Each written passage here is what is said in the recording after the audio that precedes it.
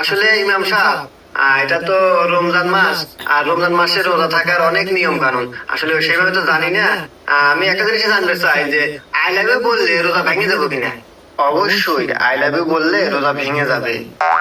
কি করেন ইমাম সাহেব, আই লাভ ইউ বলে রোজা ভেঙে যাবো? আমি না কত মৌলবীর কাছ থেকে, কত মুসল্লির কাছ থেকে শুনছি যে আই লাভ ইউ, এরা কইছে যে আই লাভ ইউ কলি চুমা খালি রোজা ভেঙে যায় না, আর আপনি কথা আই লাভ ইউ কলি রোজা ভেঙে যায়। কি বলি? আই লাভ ইউ বললে কি জন্য রোজা ভাঙবে?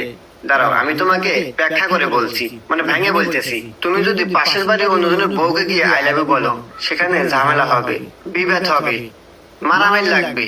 আর মারামারি, বিবাদ চিবাদ এগুলো আমাদের ইসলামে পাপ, আর পাপ হলেই রোজা ভেঙে যাবে।